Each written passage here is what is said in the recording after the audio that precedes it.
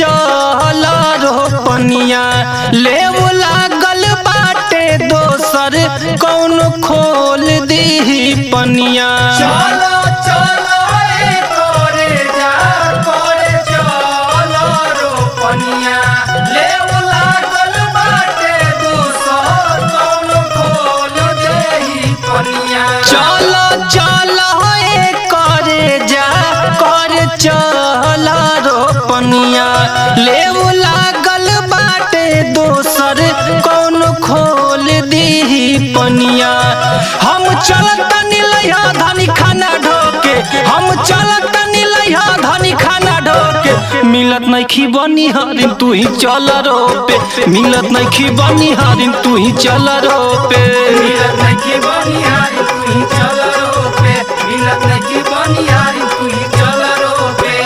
Beauty बिगड़ी नहीं जाए ओके ब्यूटी बिगड़ी नहीं जाए ओके चाहे कुछ हो जाए नहीं जाइब रोपे चाहे कुछ हो जाए नहीं जाइब रोपे चाहे कुछ हो जाए नहीं जाइब रोपे चाहे कुछ हो जाए नहीं जाइब रोपे। बुझला।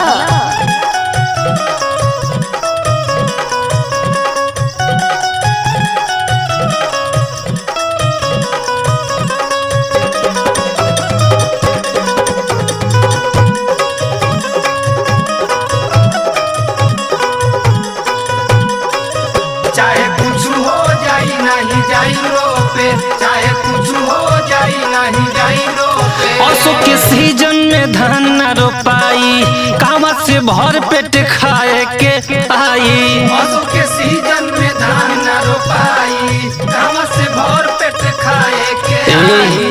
असो के सीजन में धान न रोपाई कामा से भर पेट खाए के जाई। रोज 10 बजे उठेलू कमाई करके तो गर्मी से पानी चुए ठोपे ठोपे चाहे कुछ हो जाए नहीं जाइब रोपे चाहे कुछ हो जाए नहीं जाइब रोपे चाहे कुछ हो जाए नहीं जाइब रोपे चाहे कुछ हो जाए नहीं जाइब रोपे।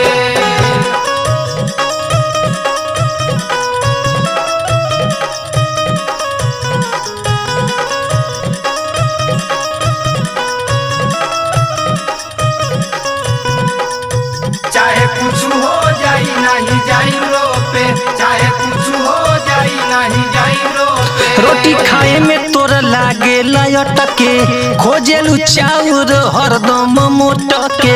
रोटी खाए में तोर लागे लटके खोजेलू चाउर हरदम मोटके। रोटी खाए में तोरा लागे लटके खोजेलू चाउर हरदम मोटके। ज्यादा लागो ताटे घाम तोके अनिल खेतवा में धोली ही जोखमों के चाहे कुछ हो जाए नहीं जाइब रोपे चाहे कुछ हो जाए नहीं जाइब रोपे।